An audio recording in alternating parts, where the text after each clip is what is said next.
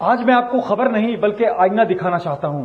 और आईने की तारीफ है कि आईने के सामने जब कोई जाता है तो वो अपने चेहरे पर लगे हुए दाग को या तो पहले धोता है या फिर आईने के सामने जाने की हिम्मत नहीं करता। आप जानते हैं कि आईने के सामने जाने के लिए चेहरा साफ होना बेहद जरूरी है। दागदार चेहरे लेकर कोई नहीं जाता। इसीलिए आज मैं जो आपको वीडियो दिखाने जा रहा हूं या आपसे जिन बातों पर मुखातिब हूं वो खास लोगों के लिए है, उन लोगों के लिए है जिनके चेहरे साफ हैं या फिर कुछ खास लोग हैं। मैं ये तो नहीं कहूंगा कि कौन लोग इस वीडियो को देखें, लेकिन आज मैं ये कहूंगा कि कौन लोग इस वीडियो को न देखें। इस वीडियो को वो लोग न देखें जिनकी नजर में देश के अंदर आज सबसे बड़ी समस्या कश्मीर फाइल फिल्म है। आज उस तबके से मैं माफी के साथ कहूंगा कि वो इस वीडियो को बिल्कुल ना देखे जिनकी नजर में लव जिहाद या फिर बीफ रखा हुआ किसके फ्रिज के अंदर रखा है और वो बाकायदा इसमें माहिर हैं कि ये बता सकते हैं कि किसके फ्रिज में कौन सा बीफ रखा है, कौन सा खाना रखा है और वो उस पर खास तौर से महारत रखते हैं। वो लोग इस वीडियो को बिल्कुल ना देखें और वो लोग भी इस वीडियो को बिल्कुल ना देखें जिनकी नजर में हिजाब जो है मुद्दा है या फिर कोई अगर बच्ची हिजाब लेकर हिजाब में शिक्षा ग्रहण करने जा रही है तो वो देश के लिए खतरा है, बराबरी के लिए खतरा है। वो लोग भी इस वीडियो को बिल्कुल ना देखें और इस वीडियो को वो लोग बिल्कुल ना देखें जिनके पास कुछ लोगों को पाकिस्तान भेजने का वीजा है और अथॉरिटी है और वो जानते हैं कि किसी को वो पाकिस्तान भेजेंगे तो शायद उनकी दुकान चल जाएगी। वो भी इस वीडियो को बिल्कुल ना देखें क्योंकि आज जो मैं टॉपिक आपसे डिस्कस कर रहा हूं वो बहुत खास है। आप वो लोग बिल्कुल कम से कम इस वीडियो को ना देखें जिनकी नजर में अगर बात करें वो मुद्दे जिनमें सांप्रदायिकता फैलती हो या कहीं किसी को हट किया जा सकता हो, उनकी नजर में वो मुद्दे बड़े हैं, वो भी इस वीडियो को बिल्कुल ना देखें। और हाँ, वो लोग भी बिल्कुल इस वीडियो को ना देखें जिनको मॉब लिंचिंग में महारत हासिल है, जो किसी को पहचान कर, किसी की पहचान को जानकर उसको सरेआम मौत के घाट उतारने में माहिर हैं या उनकी इतनी हिम्मत है कि वो किसी को मौत के घाट सिर्फ इसलिए उतार देते हैं कि उसका रूप कुछ और है, उसका मजहब कुछ और है और वो हिम्मत करते हैं चाहे वो कोई हो। ये लोग भी इस वीडियो को देखने से परहेज करें क्योंकि आज मैं जिस वीडियो का आपसे चर्चा कर रहा हूं, जो आपसे खबर या जो आपको आईना दिखाना चाहता हूं, वो बिहार से शुरू होगा। बिहार के अंदर आज फिर खबर आ रही है कि 25 लोगों की शराब पीने से मौत हो गई है। शराब, वही शराब जो लॉकडाउन में कॉलेजेस बंद थे, स्कूल बंद थे, लाइब्रेरी बंद थी, हॉस्पिटल्स बंद थे, लेकिन शराब की दुकानें खुली हुई थी। वही शराब अवैध बताई जा रही है, जहरीली बताई जा रही है। और होली पर उन लोगों ने अपनी मस्ती में, अपने त्योहार के रंग में रंग डालना चाहा, लेकिन वहां मातम फैल गया। 25 लोगों की मौत की खबर बिहार से आ रही है जहरीली शराब पीने के। इस खबर पर मैं आज आपसे चर्चा करूंगा, बल्कि आज आपको आईना दिखाऊंगा। ये आईना है, इस पर चर्चा करेंगे। और हां, आपसे रिक्वेस्ट है कि आप चैनल को सब्सक्राइब कीजिए और बहुत जल्द हाजिर हो रहा हूं, कहीं जाइएगा नहीं।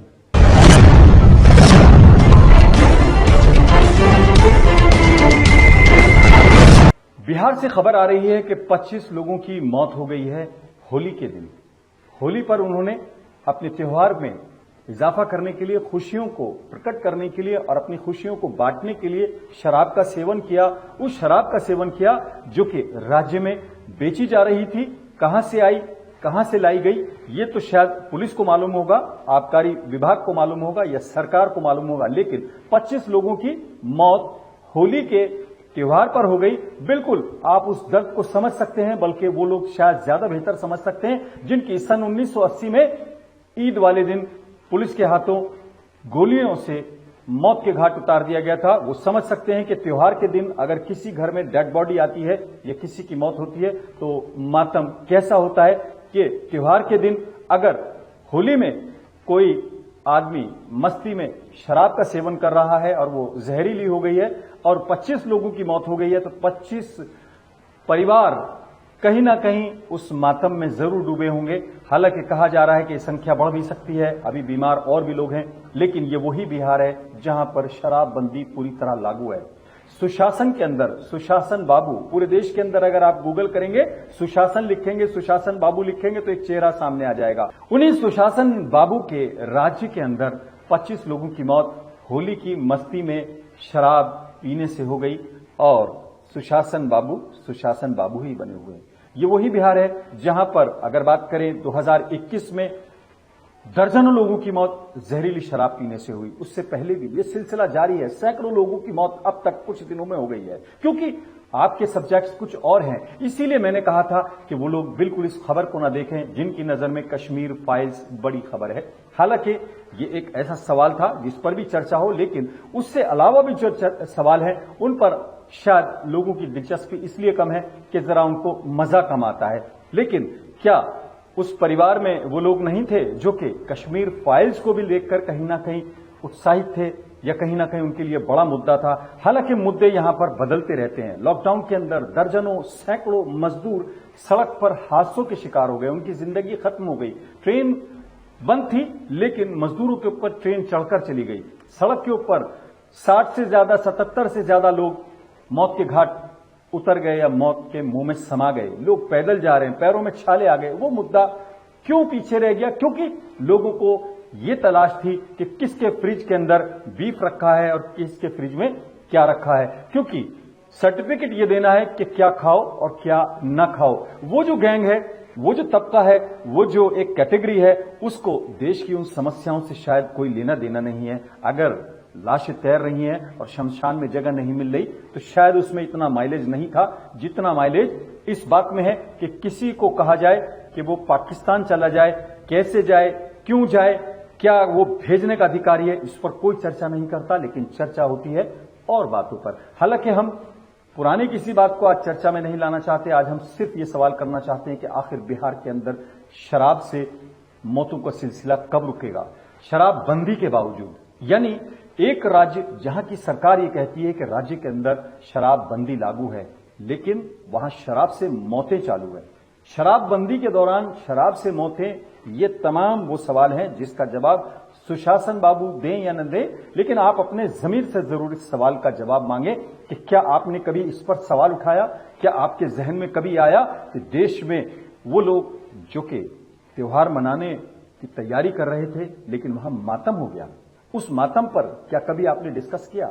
हालांकि 2 ही दिन पहले होली के मौके पर जब ट्रेन के अंदर भीड़ हुई या स्टेशन के ऊपर पुलिस मुस्तैद हुई और भारी पुलिस पर, हालांकि वो वीडियो आप देखेंगे तो उसमें पुलिस बल जो है भारी है क्योंकि बहुत मोटे वो कांस्टेबल थे। हालांकि उनके खिलाफ कार्रवाई की गई, लेकिन उन्होंने सरेआम स्टेशन के ऊपर एक महिला को न सिर्फ पीटा, उसके हस्बैंड को पीटा। 2 दिन पुराना ये वीडियो आप सोशल मीडिया पर देख सकते हैं। मैं उस वीडियो को इसलिए शेयर नहीं कर रहा, बेहद शर्मनाक है। महिला के ऊपर एक पुलिस वाला हाथ उठा रहा है, सरेआम उठा रहा है, वीडियो बन रही है, लेकिन वो चूंकि नशे में थे, वो आपने सुना होगा कि मैं नशे में हूं टाइप, लेकिन उस पर आपने कोई डिबेट नहीं देखी होगी, आपने कहीं किसी चैनल पर इस पर डिबेट नहीं देखी होगी। डिबेट आप सब चीजों पर देख रहे हैं। कश्मीर फाइल्स पर लगातार डिबेट हो रही है, लेकिन इस पर डिबेट बिल्कुल नहीं हो रही कि उस जमाने में सरकार किसकी थी, किसके सहयोग से वो सरकार चल रही थी, और खासतौर से पूरे देश के अंदर आजादी के बाद से अब तक कितने कम्युनल राइट्स या नरसंहार हुए हैं। 84 के नरसंहार पर भले ही कितनी डिबेट हुई, लेकिन क्या उस पर मरहम रखा गया? क्या ऐसा फुल प्रूफ सिस्टम बनाया गया कि आइंदा 1984 जैसा नरसंहार न हो? क्या हम पुराने जख्मों से, पुराने हादसों से सबक ले रहे हैं कि नहीं ले रहे? क्योंकि अगर आप बात करेंगे ब्रीफ के अंदर, 1969 में गुजरात के अंदर हितेन देसाई जी मुख्यमंत्री थे, इंदिरा जी प्राइम मिनिस्टर थी। लगभग 5000 लोगों की मौत उस नरसंहार में हुई। किन की हुई ये अलग सवाल है, लेकिन किन लोगों की खामियों से हुई, क्या उस पर कभी आपने डिबेट देखी? क्या आपने देखा कि आसाम के अंदर नीली नरसंहार, जिसके अंदर 1983 के अंदर लगभग 4-5 हजार लोगों को सरेआम सड़क पर एक दिन के अंदर मौत के घाट उतारा गया, और उसमें जो जांच कमेटी बनाई गई, तिवारी कमीशन, एक आईएएस ऑफिसर को उसकी कमेटी बनाकर जांच के लिए सौंपा गया। उन्होंने जांच के नाम पर रिपोर्ट तो सौंपी, लेकिन आज तक वो रिपोर्ट 1983 से लेकर 2022 चल रहा है, आज तक वो कहीं किसी पटल पर नहीं रखी गई। क्या इस पर आपने डिबेट देखी? 1980 का मैंने आपसे जिक्र किया कि ईद के दिन मुरादाबाद के अंदर ईदगाह में नमाज पढ़ रहे लोगों पर चारों तरफ से गोलियां बरसाई गई और सैकड़ों लोगों को मौत के घाट उतार दिया गया। बिल्कुल वहां पर यही मातम का हाल था कि त्योहार मनाने गए लोगों के यहां लाशें जब आई, बिल्कुल बिहार की तरह जैसे त्योहार मना रहे, हालांकि वो शराब पीने से उनकी मौत हुई है, लेकिन ये तो बेकसूर जो ईदगाह के अंदर मारे गए अगर बात करें, ये तमाम वो वाकयात हैं, ये तमाम वो हादसे हैं जिन पर कभी आपने डिबेट नहीं देखी होगी। आपने मलियाना कांड पर डिबेट नहीं देखी होगी, आपने हाशिमपुरा पर नहीं देखी होगी, आपने तमाम वो चीजें नहीं देखी होंगी, लेकिन कश्मीर फाइल्स पर लगातार डिबेट इसलिए जारी है कि वो शो बिजनेस है और उसमें कहीं ना कहीं किसी खास तबके का कोई खास सब्जेक्ट जो है इल्झा हुआ है। और कुछ लोग तो सोशल मीडिया पर यह भी कह रहे हैं कि 2024 के खासतौर से चुनावों की तैयारी है। हम इस बात का एक तरह से जिक्र इसलिए नहीं करना चाहते कि चुनावों की तैयारी है या क्या है, लेकिन क्या आपको लगता है कि बिहार के अंदर लगातार मौतें हो रही हैं? 2021 में 66 लोगों की मौत हुई। एक एक शहर का अगर आप जिक्र करेंगे, गूगल कर लीजिए, आप अखबार उठा लीजिए, क्या इन 1-2 सालों के अंदर जो सैकड़ों लोग शराब पीने से मौत के मुंह में समा गए, क्या ये मुद्दा नहीं है? क्या इस पर चर्चा नहीं होनी चाहिए?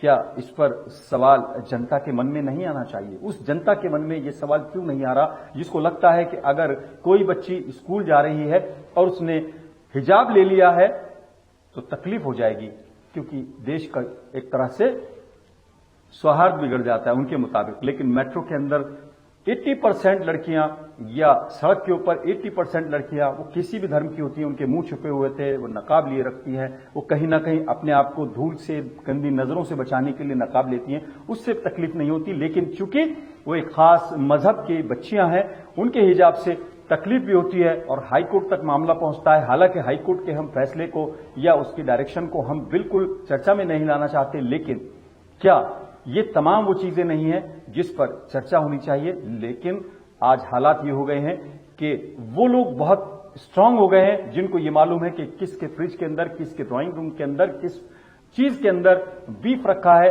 कौन आदमी ऐसा है जिसकी मॉब लिंचिंग कर रही है। उन ठेकेदारों की बात आप याद कीजिए जो कहते हैं क्या खाओ और क्या ना खाओ। अभी आपने देखा होगा एक विधायक जी जीतते ही उन्होंने कहा कि मुझे फलानी दुकान अब मेरे क्षेत्र में नहीं दिखनी चाहिए। बहुत अच्छी बात है, चीजें हों, नियमानुसार हों, संविधान के मुताबिक हों, और बिल्कुल इस बात को दिमाग से निकाल देना चाहिए कि कोई किसी को कहीं का वीजा दे सकता है या कहीं किसी को निकाल सकता है। लेकिन इतना जरूर है कि संविधान में प्रदत्त अधिकारों की बात की जाए, ब्यूरोक्रेसी से, सरकार से और सिस्टम से जिम्मेदारी को तय करने के लिए जनता सही मुद्दों पर बात करे। और हां, सवाल करने से पहले आईना जरूर देखे, क्योंकि अगर चेहरे पर दाग होगा तो लोग भी हंसेंगे और आपका कॉन्फिडेंस भी डाउन होगा। हमें लगता है कि शायद हमारे चेहरे पर इतने दाग और धब्बे हैं कि हम आईने का सामना करने से बचने लगे हैं। उसमें मैं भी शामिल हूं, सब लोग शामिल हैं। चेहरे को साफ कीजिए, गंदे ख्यालात को दिल से निकालिए और देश हित में सोचना शुरू कीजिए। और ये सोचिए कि अगर शराबबंदी के बाद वहां पर सैकड़ों लोगों की मौत हो रही है शराब से, तो फिर कहीं ना कहीं शराबबंदी में कमी है या फिर उस आबकारी विभाग में या उस पुलिस में कहीं कोई खामी है जो कि जनता को सिर्फ एक दुहने की या कमाई का साधन मानती है, क्योंकि उसको लगता है कि अगर माफिया नहीं पनपेगा तो उनको रिश्वत कहां से मिलेगी, ये ऊपर हो या नीचे। लेकिन इस सवाल पर चर्चा जरूर होनी चाहिए। आपसे रिक्वेस्ट है कि आप चैनल को सब्सक्राइब कीजिए ताकि आपसे जुड़े मुद्दों को हम उठाने की हिम्मत कर सकें और आपको आईना दिखाने की हिम्मत कर सके आइंदा भी। क्योंकि जब आईना नहीं दिखाएंगे तो आपको तमाम वो चीजें समझ में आएंगी। अभी हाल की 10 दिनों के अंदर अंदर औलाद न होने की वजह से, संतान न होने की वजह से बच्चों की बलि देने की खबरें आ रही हैं। खबर ये भी आई कि कानपुर के अंदर कुछ लोगों ने एक बच्ची का न सिर्फ किडनैप किया बल्कि अपनी पत्नी को या एक औरत को जिसको बच्चा चाहिए था उसको उसका कलेजा निकाल कर खिलाया। क्या ये मानव जाति के लिए कलंक नहीं है? क्या इस पर आपने कहीं कोई चर्चा सुनी? क्या आपने उस धर्म के या उस मजहब के मानने वालों को उजागर किया जो कि गैर इंसानी और अमानवीकृत कर रहे हैं? लेकिन नहीं, हम धर्म और जाति से हटकर ये जानना चाहते हैं कि संविधान के अंदर और कानून के दायरे में कोशिश ये करेंगे कि हम संविधान के दायरे में देश के हित में, जनहित में काम करना शुरू करें और सवाल उठाना शुरू करें। आज फिलहाल इतना ही। अपने मेजबान आजाद खालिद को इजाजत दें। जय हिंद।